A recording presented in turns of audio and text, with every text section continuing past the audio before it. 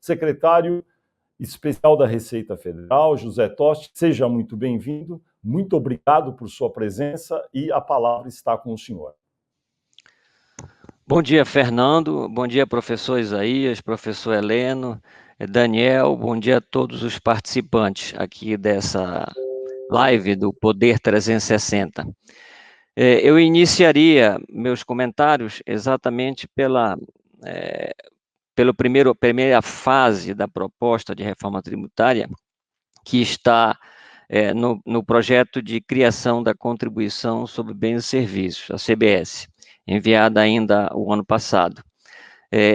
Esse projeto ele visa, então, estabelecer uma nova incidência sobre bens e serviços, extinguindo as atuais contribuições do PIS e da COFINS, que são um conjunto de incidências bastante diferenciadas para vários setores e com mais de uma centena de regimes e tratamentos especiais que tornam o PIS e a COFINS extremamente complexos e com alguns problemas que estão sendo encaminhadas às suas soluções nesse projeto. Então, a CBS, ela visa uma tributação uniforme e padronizada sobre bens e serviços. Na CBS, nós estamos promovendo a extinção total da cumulatividade, com a cobrança apenas sobre o valor adicionado por empresa, promovendo dessa forma uma total desoneração das exportações dentro da cadeia das exportações. E a CBS, ela endereça a solução para algumas fontes hoje importantes de litígio e contencioso, como as discussões existentes sobre o conceito de insumo, que pode ou não pode ser deduzido, já que haverá o aproveitamento integral de todos os créditos, a própria exclusão do ICMS e do ISS da base de cálculo e a incidência do tributo apenas sobre as receitas operacionais, também eliminando a discussão sobre a receita bruta hoje existente nas contribuições do PIS e COFINS. Então, esses são os principais princípios e regras que estão propostas no projeto de lei da CBS.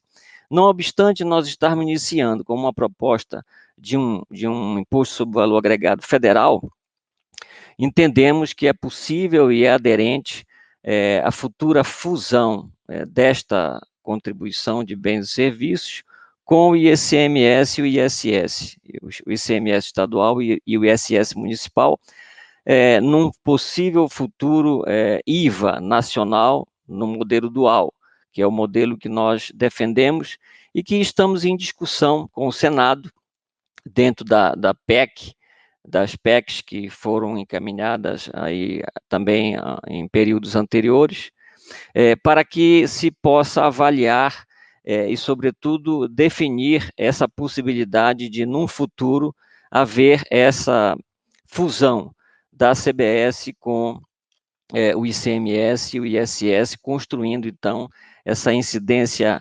nacional de um IVA sobre bens e serviços. Então, esse é o primeiro ponto. O segundo, agora, tratar do projeto do imposto de renda, encaminhado há 2 semanas.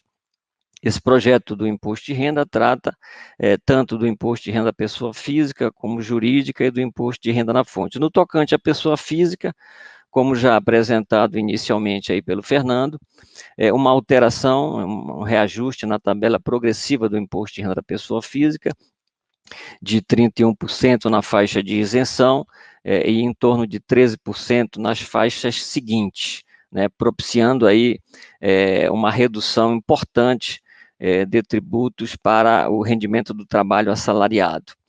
Há também a autorização de atualização para fins tributários do valor de bens imóveis localizados no país. Falava eu, então, das alterações do imposto de renda da pessoa física, né?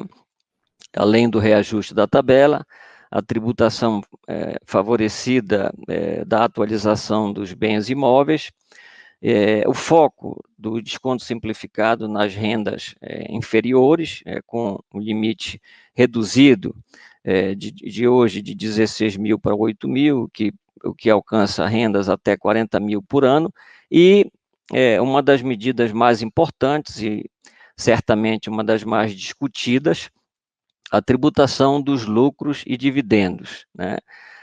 Como sabemos, houve desde 1995 a decisão de isentar a distribuição de lucros e dividendos, e agora, depois desses 25 anos, na nossa avaliação, e sobretudo para alinhar o Brasil com a regra geral, que é a tributação dos dividendos, né? O Brasil tem uma alíquota mais alta de imposto de renda pessoa jurídica, em compensação, não tributa, isenta a distribuição dos dividendos, sendo um modelo, inclusive, que foge à regra geral, que é a tributação nas duas incidências, pessoa jurídica e pessoa física. Então, nós estamos promovendo a volta da tributação da distribuição dos lucros e dividendos. Há uma alíquota de 20%, porém, estabelecendo um limite de isenção para a distribuição até R$20 mil por mês. Então, na sequência, eu iniciava falando sobre a importante redução de 15% para 10% na alíquota do imposto de renda das pessoas jurídicas, né, uma redução de 5 pontos percentuais em 2 etapas, que é uma medida de compensação para a introdução da tributação dos lucros e dividendos, além de algumas outras medidas para simplificar e eliminar lacunas e, sobretudo, desestimular práticas elisivas que estão contempladas na proposta. E, por último,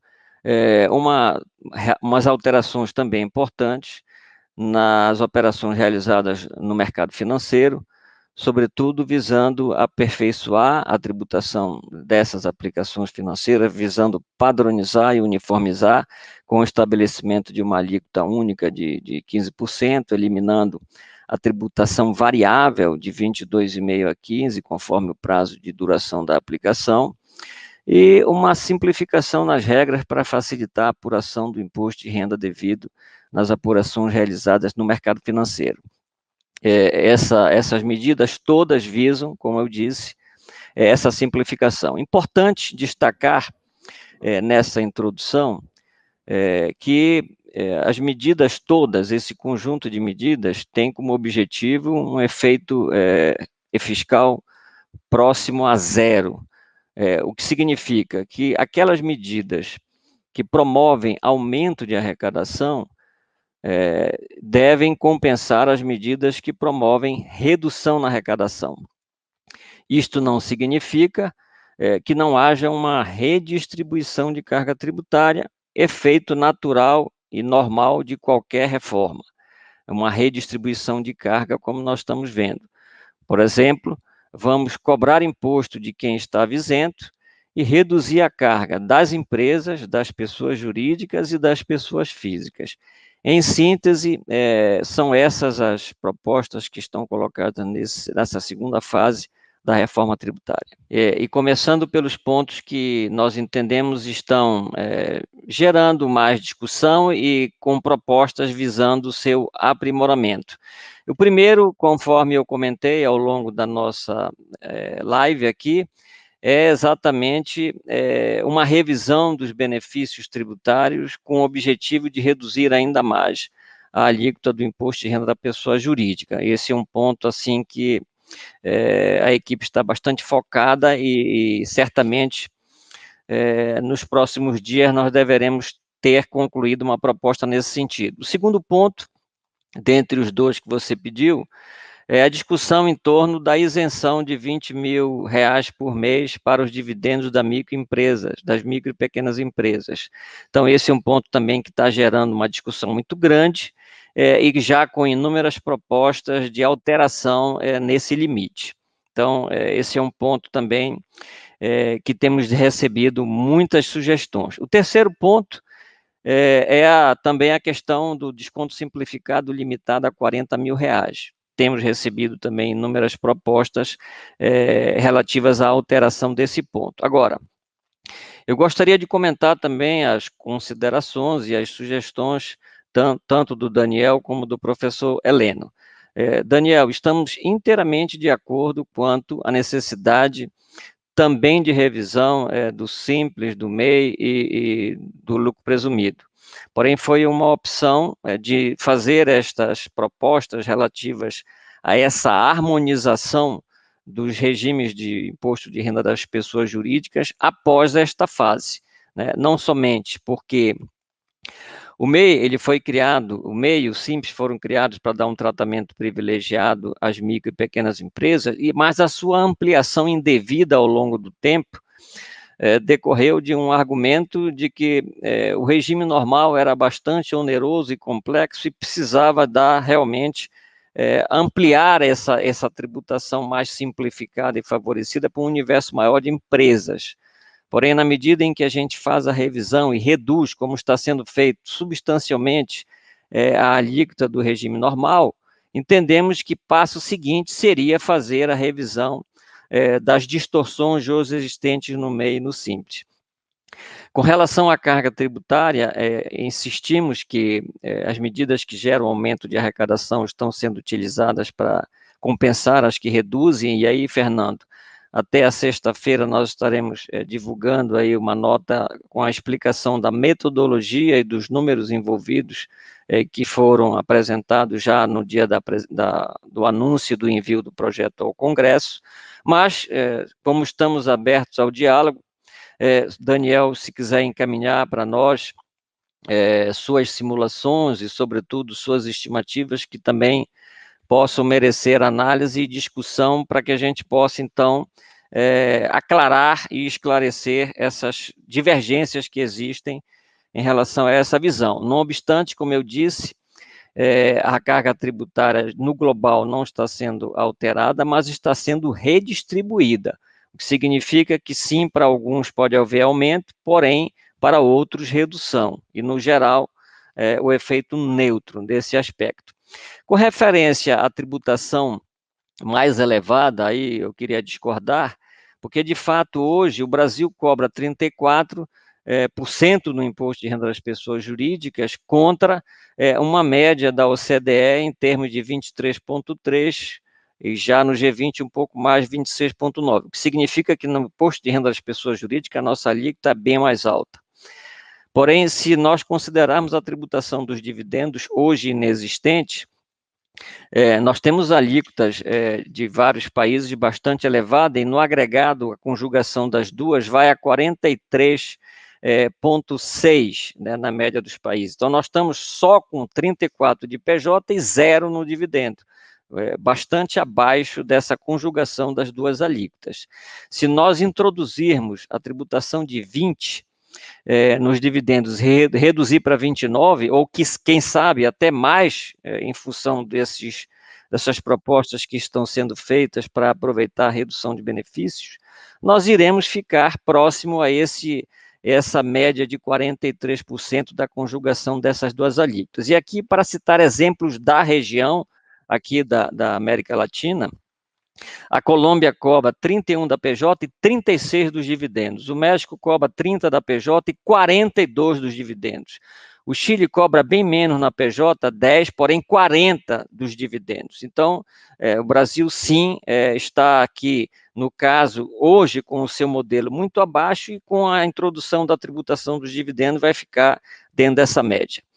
Com relação aos comentários do professor Heleno, é claro, professor Heleno, que reintroduzindo a tributação dos dividendos e a não dedução dos juros de capital próprio, é necessário, sim, uma série de controles e de medidas anti-elisivas e de planejamento tributário, sob pena dessas incidências não terem um efeito desejado e pretendido com a sua introdução. Então, há necessidade, sim, de atualização das regras para combate à distribuição disfarçada de lucros, bem como aquelas outras anti-elisivas. Se essas medidas não forem aprovadas, certamente poderão comprometer a efetividade do retorno da tributação dos dividendos e da não dedução do juro do capital próprio. Com referência à pejotização, de fato estamos de acordo que é um problema hoje já existente e que nós precisamos adotar medidas para evitar. Hoje já existe, inclusive, é frequente infelizmente, a pejotização, inclusive, dos salários mais baixos, num aviltamento na relação trabalhista e previdenciária, uma vez que o MEI, o pejotizado MEI, acaba recebendo a sua remuneração da empresa contratante sem nenhum tipo de benefício previdenciário ou trabalhista. Então, hoje, esse problema já existe. O que nós precisamos, de fato, é torná-lo desinteressante, desestimular essa pejotização que hoje já existe. Para isso, tem medidas no projeto, uma delas é exatamente a introdução da tributação dos dividendos, da não dedução do juro de capital próprio, o estabelecimento de regras para direcionar para o lucro real em relação a setores altamente pejotizados num desvio de tributação de rendimentos que seriam próprios da pessoa física. Então, claro, podemos aprimorar, sim, podemos aperfeiçoar, estamos abertos aí a receber sugestões, e todas essas que estiverem na direção de desestimular a pejotização, certamente serão bem acolhidas e incorporadas no projeto.